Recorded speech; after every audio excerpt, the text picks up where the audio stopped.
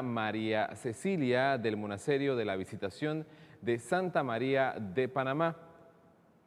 Hermana, ¿cómo está? Dios sea bendito, estoy bien, gracias a Dios, contenta de acompañarles en este día, en esta entrevista de cambio de planes.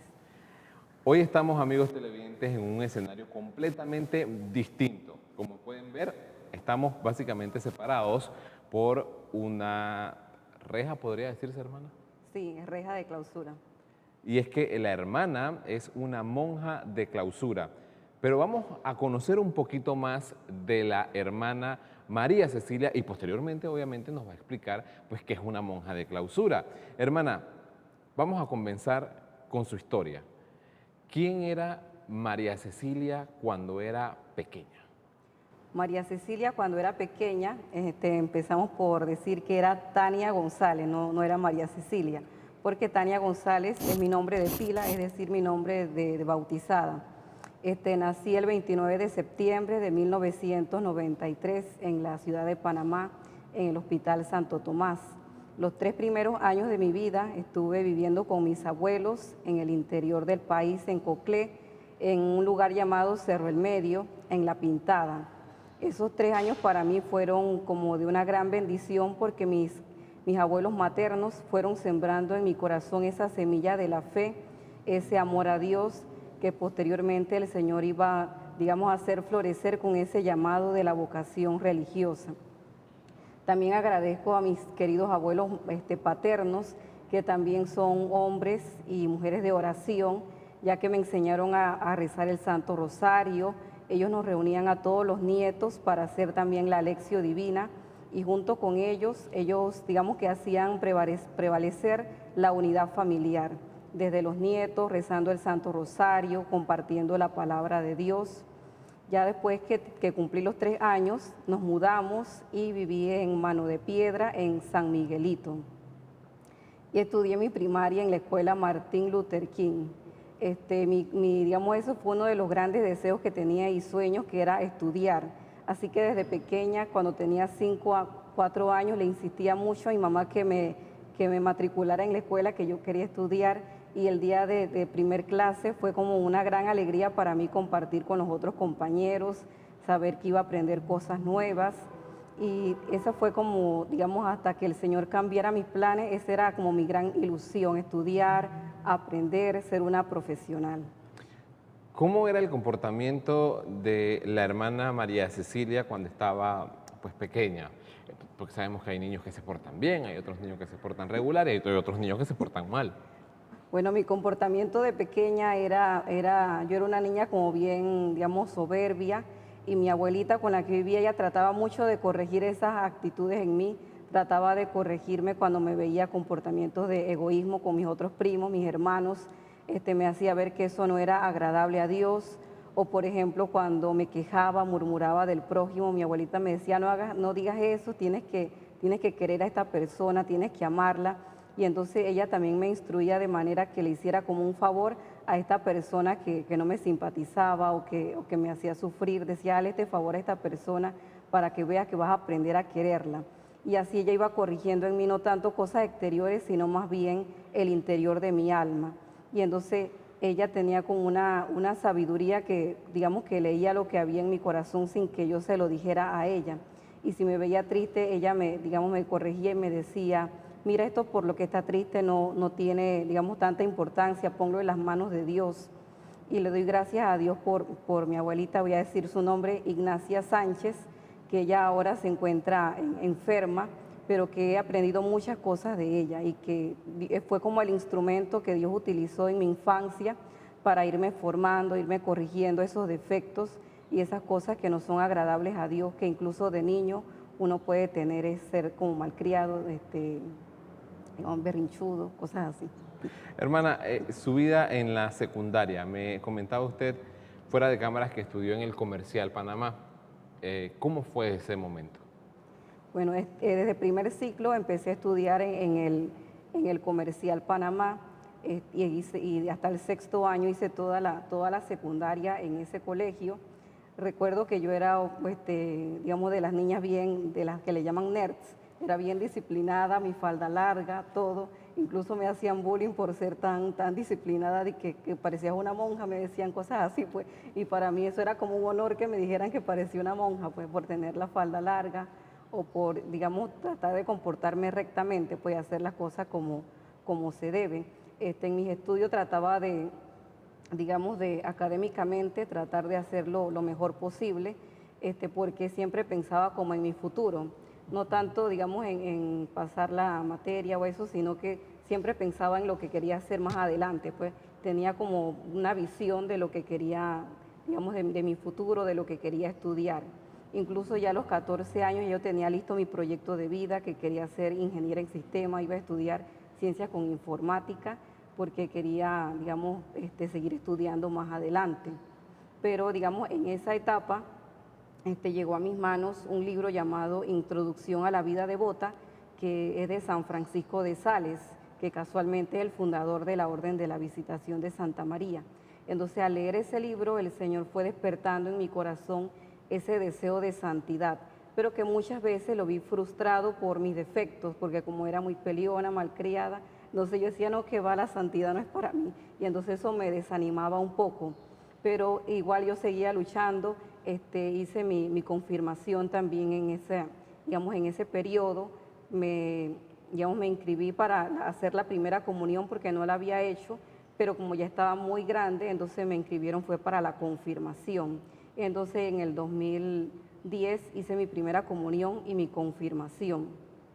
Y para mí esa fue una experiencia muy bonita porque en el retiro de confirmación teníamos momentos de silencio, momentos de fraternidad, de comunidad, y eso a mí me llenó mucho, pues, y yo decía, ojalá pudiera vivir así para siempre, como en esa familia que es la iglesia, en ese ambiente de oración, que es prácticamente lo que se vive en un monasterio, pues la fraternidad, la vida comunitaria, esos momentos de oración que tenemos en la mañanita, a las 5 de la mañana, nos levantamos para orar. Entonces, ese ambiente que se vivió me hizo como despertar pues en mí ese deseo digamos, de entregarle mi vida a Dios y de servir a la iglesia.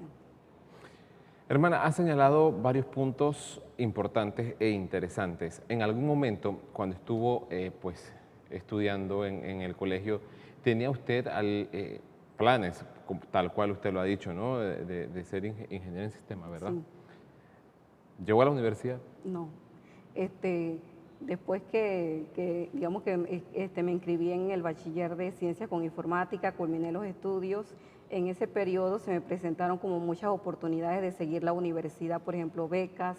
Hice mi práctica profesional en una empresa y en esa empresa me ofrecieron incluso trabajo, me ofrecieron facilidades para seguir estudiando, pero dentro de mí yo tenía esa inquietud de que el Señor me estaba como haciendo ese llamado y no quería como obviar, no quería como ignorar ese llamado que el Señor me estaba haciendo, y yo tomé la decisión como de hacer un alto y de tomar como un año para hacer como un discernimiento vocacional, que si por ejemplo no era un llamado de Dios, no, digamos, no era un tiempo perdido, sino que lo aprovechaba también. Y si era un llamado de Dios, entonces con más razón tenía como que seguir esa voluntad de Dios.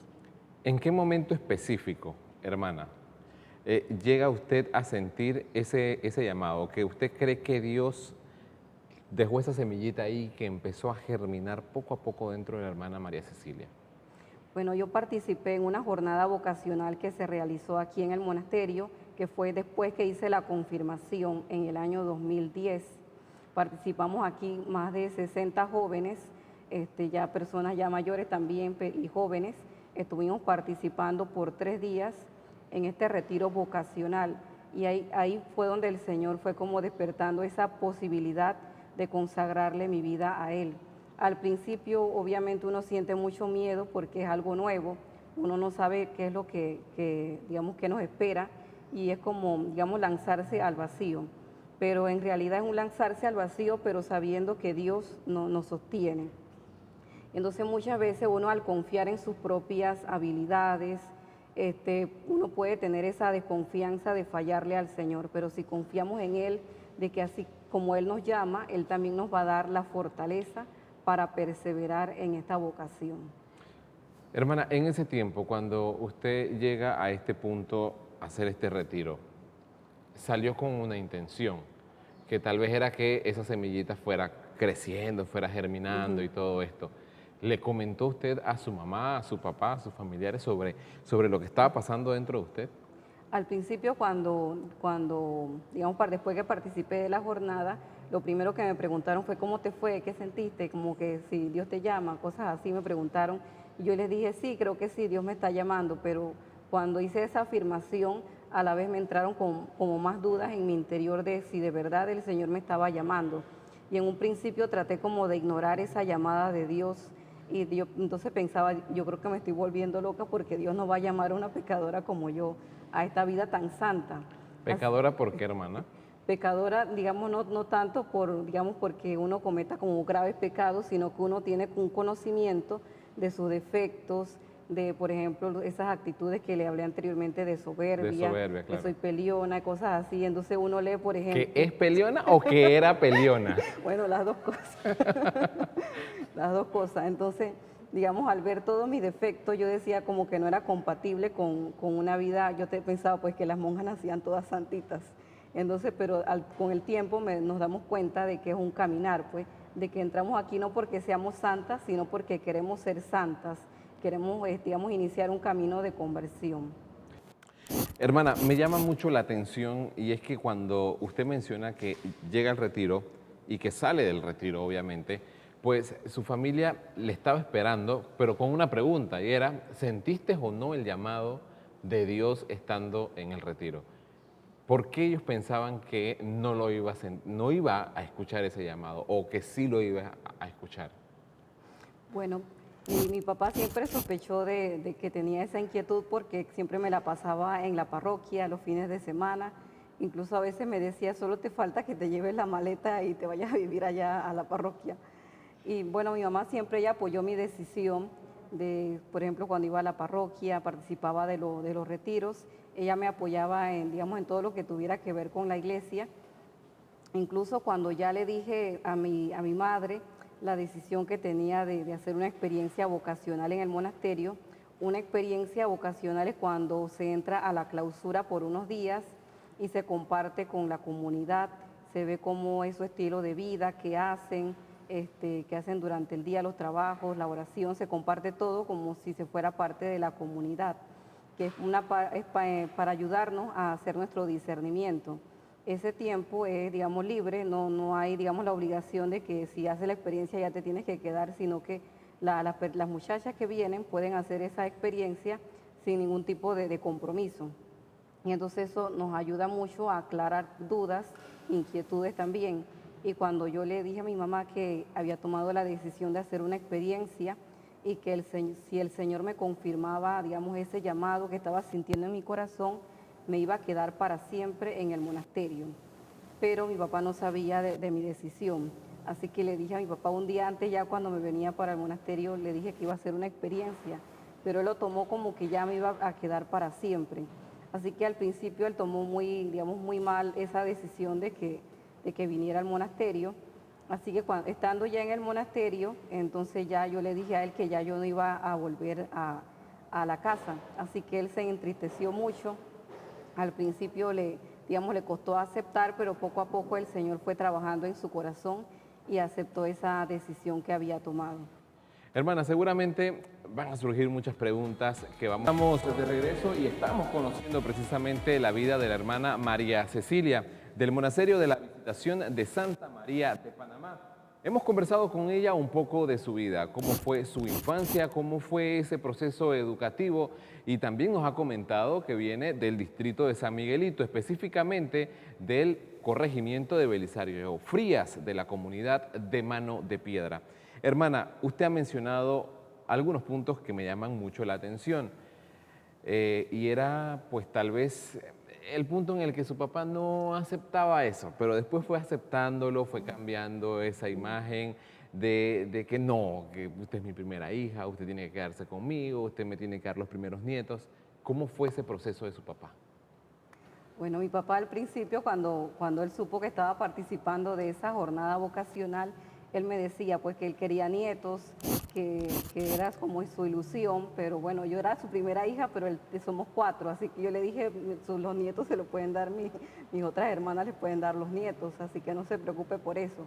pero él pensaba que yo estaba bromeando con él, así que él no lo tomó en serio en ese momento. Pero cuando ya posteriormente ya él se dio cuenta de que era en serio pues la decisión, y entonces el día que le comuniqué que venía a hacer la experiencia vocacional, él pensó que era que ya me iba a quedar en el monasterio para siempre, porque él no sabía mucho de, digamos, de lo que era una experiencia ni nada de eso. Así que él se molestó mucho, incluso me dijo que si me venía para el monasterio ya no sería más su hija. En ese momento lo que él me dijo me hizo reflexionar mucho y a la vez también, digamos, tener como conciencia de que lo que estaba haciendo no era relajo, sino que era ante Dios, era una decisión, tenía que ser una decisión firme, porque era, digamos, una respuesta que le estaba dando a Dios, no era un capricho mío de que yo quiero hacer lo que me da la gana, quiero desobedecer a mis padres, sino que para mí lo más importante era hacer la voluntad de Dios, a pesar de que mis padres no estuvieran de acuerdo con mi decisión, de que el Señor cambiara mis planes. Hermana, ¿por cuánto tiempo fue esa experiencia vocacional dentro del monasterio? La experiencia vocacional, digamos, tiene un tiempo indefinido, puede ser una semana, puede ser un mes. Yo hablé con la superiora anteriormente antes de hacer la experiencia y le dije que me iba a quedar como por un tiempo indefinido, más de un mes, para, digamos, tratar de discernir mi vocación y tratar de aclarar esas dudas, esas inquietudes, pero que si el Señor me confirmaba ese llamado, sentía como esa certeza en mi corazón, me iba a quedar para siempre. Vine a hacer la experiencia el 12 de enero del año 2012 y estuve, digamos, 3 días, los 3 primeros días, el Señor fue como, digamos, aclarando esas inquietudes, me dio como esa, digamos, esa seguridad interior de que era aquí donde Él me quería. Y eso me dio como una paz y entonces ya hablé con ella y le dije que me iba a quedar para siempre en el monasterio y entonces inicié mi proceso de formación inicial. Hermana, en esos 3 días, para poder que la gente en casa entienda un poco, ¿no? ¿Qué hizo que usted reforzara ese sí que obviamente necesitaba pues Dios en ese llamado que le estaba haciendo a usted? Bueno, eso en esos 3 días, digamos, es algo como difícil de, digamos, de explicar con palabras humanas, porque la vocación es un misterio. Entonces, Dios se manifiesta muchas veces por los atractivos de nuestro corazón, por, digamos, en nuestro interior. Y muchas veces eso no lo podemos explicar. Por ejemplo, una joven que se enamora de un joven, uno dice, explícame por qué te gusta este joven y no te gusta este otro, pues si este tal vez es más guapo. Entonces ella no lo va a saber explicar, decir, mira, me gusta este por este y esto, sino que es su corazón el que dice que le gusta a ese muchacho, está enamorada de él. Y así también pasa con la vocación, cuando el Señor nos llama, es un atractivo interior, como dice Jeremías, el Señor nos seduce. Y entonces uno es como que no se puede resistir a ese llamado de Dios. No puede decirle que no, porque la fuerza, lo que Dios quiere, tiene como más peso a nuestra voluntad. Entonces uno, digamos, de manera irresistible le dice que sí al Señor, pero también de forma consciente y libre, pues no está como obligado, porque también uno tiene la libertad de decir, no, no quiero seguirte, Señor. Pero en mi caso yo le dije, sí, Señor, quiero hacer tu voluntad. Fueron a los 3 días Sí, que correcto. usted toma la decisión Sí. de estar aquí. Ujú. ¿Cómo fue esa decisión? O sea, ¿lo analizó antes de decir, bueno, me quiero quedar aquí, aquí me siento cómoda? ¿Cómo fue ese proceso para pasar de esos 3 días hasta la actualidad? Bueno, los 3 días fueron como ya digamos, el punto como culmen de ese proceso de discernimiento. Ok. Pero yo participé, como les dije, en la jornada vocacional en el año 2010. Entonces, del 2010 al 2012 pasaron 2 años en los cuales estuve considerando digamos, ese llamado de Dios. Estuve considerando como las posibilidades digamos, de consagrarle mi vida totalmente a Dios. Yo pensaba, lo veía como que era una locura porque, como les dije, me veía a mí misma como una pecadora, como indigna de estar en un lugar tan santo como es un monasterio de clausura, porque yo pensaba que las hermanas ya venían todas santas al monasterio, pero nos damos cuenta de que es un proceso de conversión, que es una escuela de santificación, que las que venimos aquí no es que ya seamos santas, sino que queremos serlo, queremos iniciar ese proceso de conversión. Y entonces, digamos, en esos 2 años, yo veía muchas veces, digamos, mi vocación la examinaba con criterios humanos, es decir, lo que a mí me gusta, lo que a mí me parece. Entonces yo decía, a mí me gusta, por ejemplo, la misión porque me gusta la vida en el campo. y me gusta mucho, digamos, subir las montañas, anunciar la palabra de Dios. Y yo decía, eso es lo que a mí me gusta, pero yo no me he puesto a preguntar qué es lo que Dios quiere de mí. Entonces, en ese proceso me di cuenta de que estaba viendo mi vocación por criterios humanos de lo que yo quiero y no de lo que Dios quiere. Y entonces, al examinar todo eso, entonces me di cuenta de que, o sea, el Señor me está poniendo, digamos, su voluntad delante de mis ojos y no me doy cuenta, Claro. porque la divina providencia me trajo aquí al monasterio. El Señor me ha dado muchas, digamos, luces interiores para conocer que como que ese es el lugar donde Él me quiere, aunque no sea como, digamos, no vaya de acorde pues con mi gusto. Es decir, lo que a mí me gusta. Porque yo decía de monja de clausura, nadie quiere estar encerrado, pues digamos de su gusto. Todo el mundo quiere pasear, ir a excursiones, no sé qué, pero nada así, digamos, humanamente nadie quiere estar encerrado, pero muchas veces el Señor nos hace ese llamado y nos pide ese sacrificio. Entonces libremente le decimos al Señor que sí. Cuando llega el momento de decirle a su familia, pues, que tomó usted una decisión, ¿cómo fue ese momento? ¿Cómo le da usted esa noticia a su mamá y a su papá? A su mamá ya usted tenía el apoyo de su mamá, pero a su papá que le dijo, bueno, si tú te vas, pues ya no va a ser más tu padre. ¿Cómo usted le dice a su papá? Yo le dije, papá, mira que mañana voy a hacer una experiencia al monasterio. Entonces ya él casi que ni me dejó terminar de hablar, sino que se molestó en ese momento y me dijo pues que ya no sería más su hija. Entonces él estuvo como, bueno, eso fue como un domingo que se lo dije, domingo día del Señor, que me iba a ir el día siguiente. Pero mi mamá me dijo, mira que te faltan muchas cosas para la experiencia, te faltan tus útiles de aseo, yo te los compro, que no sé qué, porque yo me iba a venir con lo que tenía puesto, pues, porque en el monasterio durante ese tiempo nos piden que tengamos ropa modesta, es decir, falda larga, blusas decentes para estar con las hermanas. Y yo no tenía nada de ese tipo de vestimenta, entonces la hermana encargada me decía que las que no tenían le daban como una especie de uniforme, entonces que es como una falda más larga, una camisa, y entonces pues yo me emocioné cuando ella me dijo eso y le pregunté si también me iban a dar el velo, y entonces ella me dice, sí, le vamos a dar el velo de una vez, así que ese día no era que ella era monja que había entrado, sino que ese día me pusieron el velo, pues, o como si fuera un aspirante, pero todavía no había iniciado ese proceso de formación. Ahora, su papá, cuando ya usted lo llamó para decirle, bueno, ya me quedo aquí, ya usted no iba a salir de acá, ya no sale, ¿no? Ajá. ¿Qué le dijo él? Él me dijo, bueno, hija, yo voy a seguir aquí esperándote, tengo la esperanza de que vuelvas. Y yo solo le dije, papá, no, yo no voy a volver, ya no voy a regresar, me voy a quedar en el monasterio para siempre. Estoy siguiendo la voluntad de Dios, ese es el llamado que el Señor tiene para mi vida. Han pasado 11 años, básicamente, 10 años, 11 Sí, años. 11 años. ¿Qué le dice su papá ahora?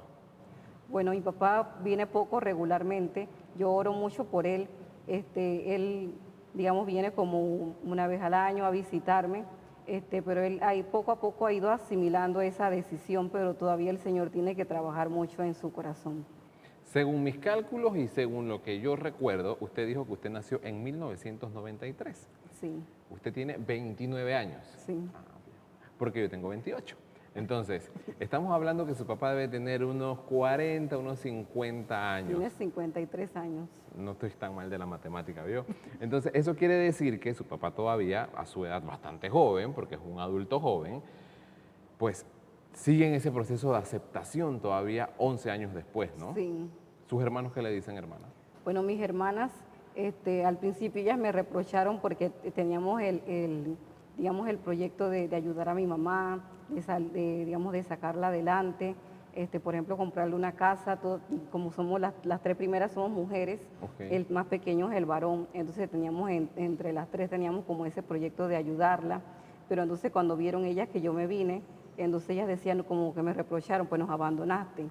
Y entonces, pero después ellas también fueron aceptando la decisión que había tomado. Mi hermanito, que era el más pequeño, como yo era como más unida con él, lo sacaba a pasear, nos íbamos de paseo con él, de shopping al mall, y entonces él disfrutaba mucho esos momentos, y en la casa también me gustaba hacer muchos dulces, postres, y así que él también disfrutaba mucho cuando hacía ese tipo de postres, brownies, cosas así. Y entonces él cuando él venía, él me decía que me extrañaba mucho, pues entonces le preguntaba a mi mamá siempre que ¿cuándo va a volver Tania? Que bueno, era mi nombre, pues ¿cuándo va a volver Tania?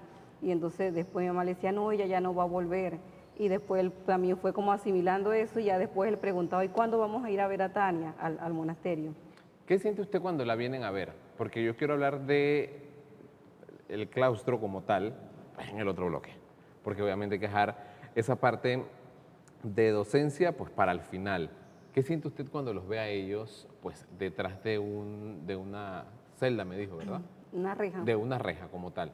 ¿Qué siente usted al verlos? Bueno, es también como mi familia de sangre, pero también al entrar al monasterio también entré a formar parte de otra familia espiritual, es decir, que somos, no es tanto lo que nos une como la parte de la sangre, sino más bien que somos hijos de Dios. Entonces los veo a ellos como almas que también el Señor quiere salvar.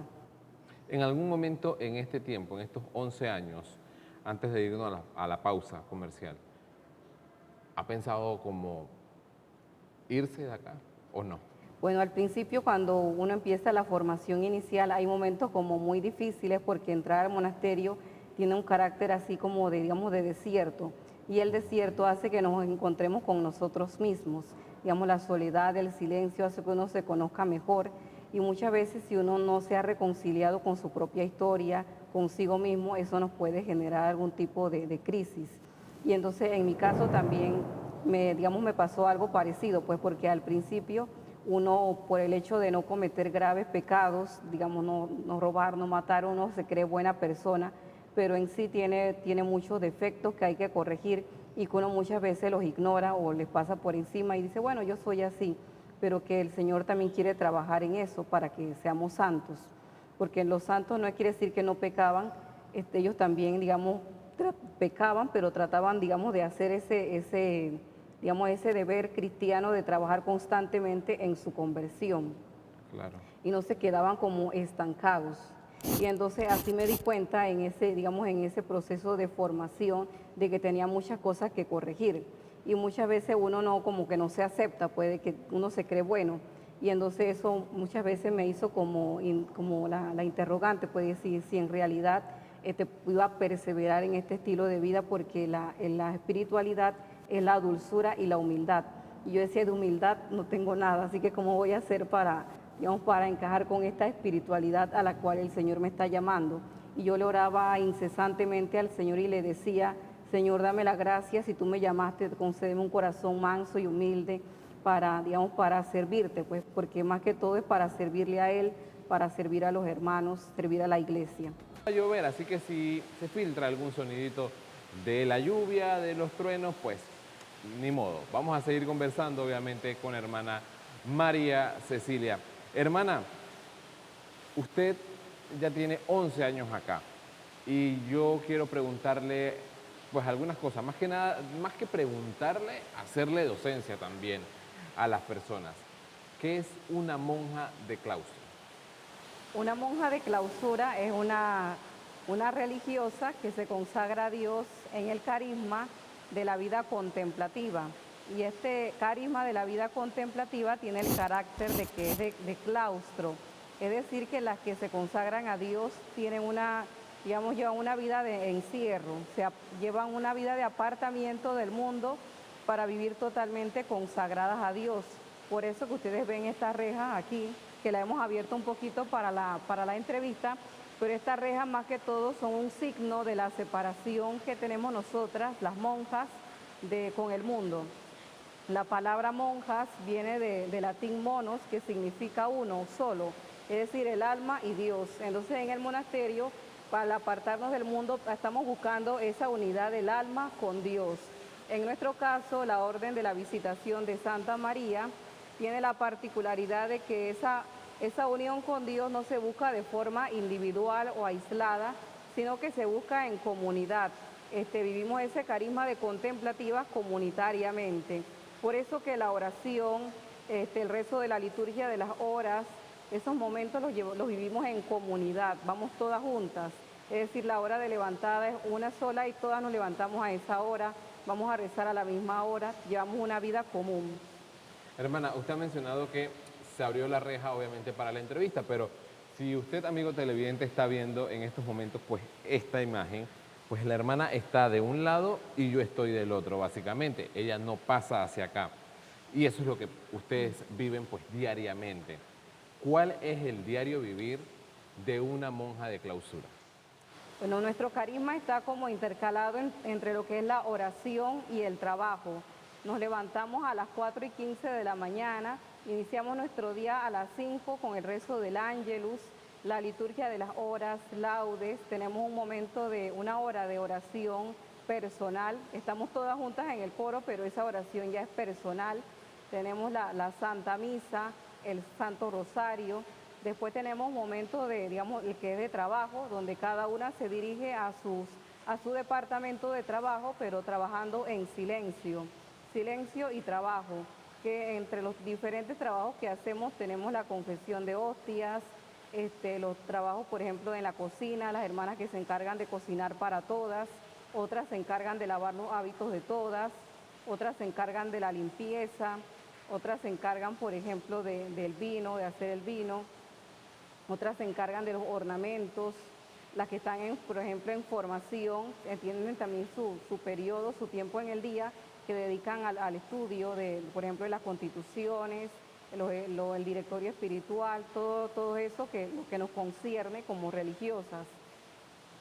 Hermana, escuchándola me llama la atención algo y es que ustedes todas trabajan en equipo pero en silencio. ¿Cómo se complementa esto para poder llevar al final del día, ¿no? Pues un trabajo en equipo, en oración, pero también ese momento, ¿no? Espiritual. ¿Cómo lo hacen? ¿Cómo lo logran ustedes? Los trabajos que tenemos, al decir que trabajamos en silencio, no es un silencio vacío, sino que es un silencio en el cual ocupamos para hablar con Dios. Que aunque estemos trabajando, Dios nos acompaña como si fuera nuestro mejor amigo. Entonces con Él vamos como charlando, hablando con Él en los diferentes trabajos que hacemos.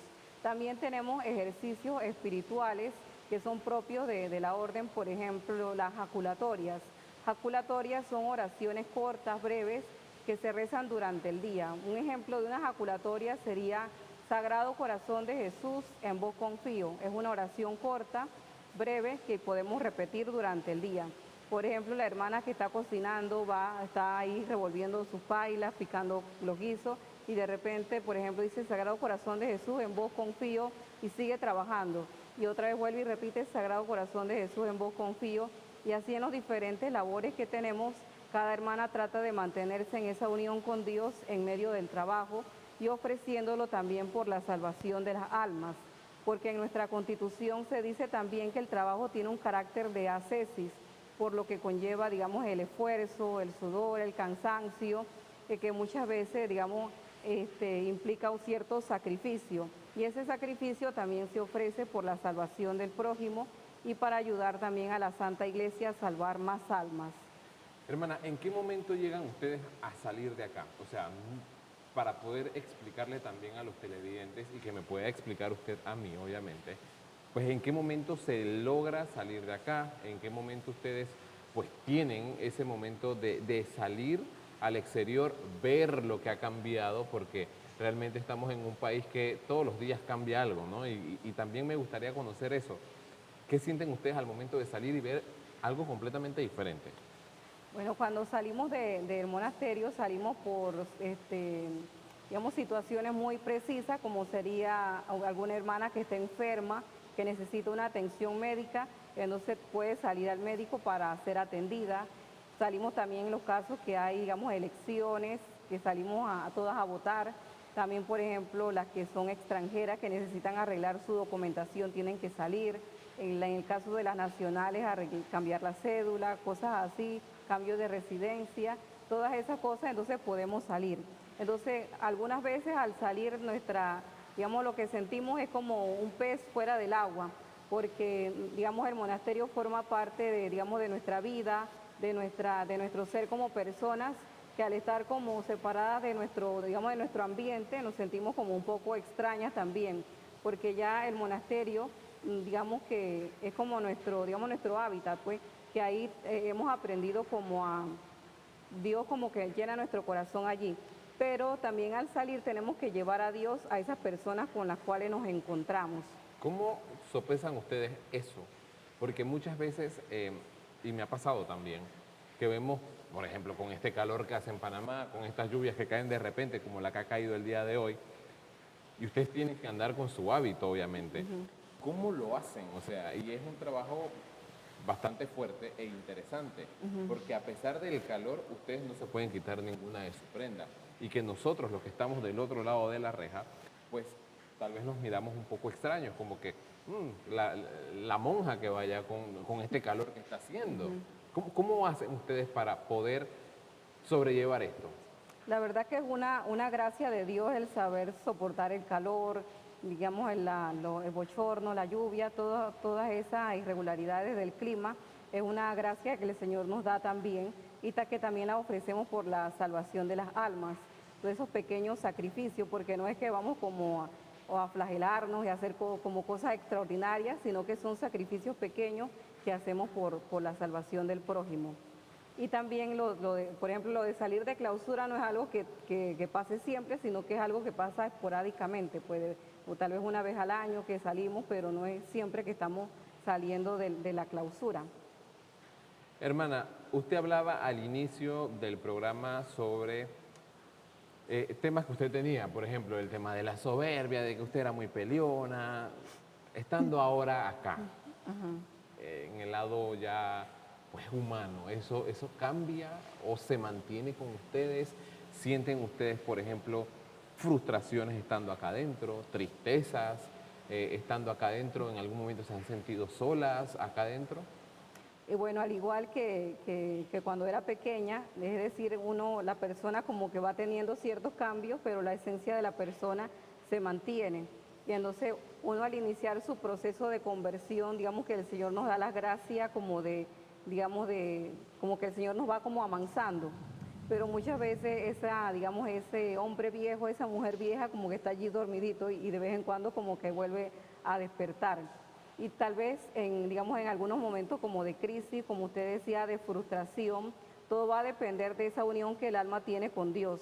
Porque tal vez si uno no está muy unido con Dios, uno al verse así como defectuoso, uno como que tira la toalla de una vez y uno dice, no, yo no sirvo para esto, me voy. Pero si el alma, digamos, en su oración, le pide la gracia a Dios, ayúdame, Señor, con este defecto, ayúdame con esta tristeza que tengo, dame la gracia de salir adelante, el Señor nos ayuda, porque Él dice, pedid y recibiréis. Pero muchas veces como que nos ahogamos en nuestro sufrimiento, pero no oramos, no pedimos esa ayuda a Dios cuando la necesitamos.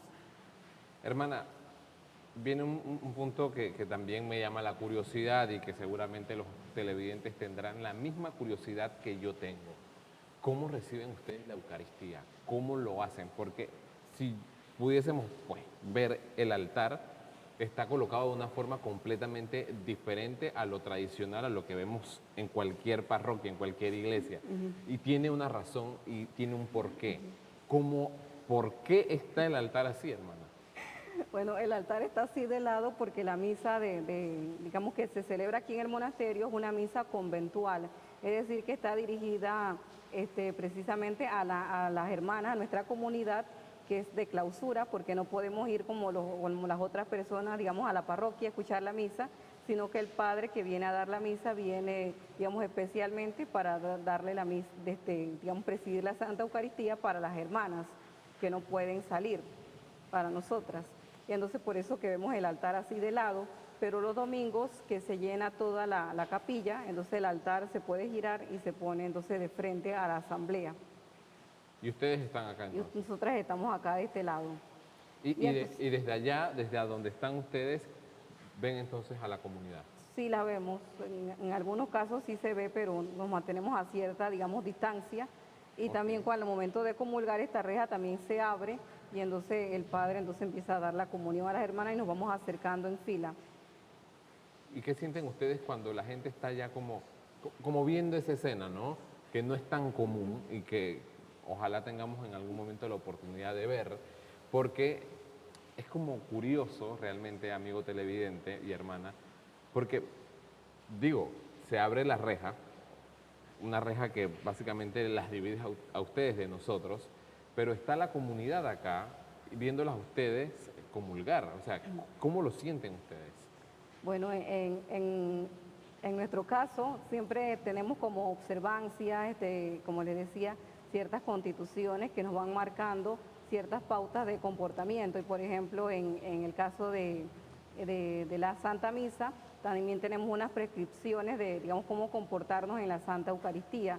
Por ejemplo, uno muchas veces quisiera como verlo todo, y entonces la Constitución dice hay que mortificar la vista, no puede estar viendo todo lo que quiere por curiosidad.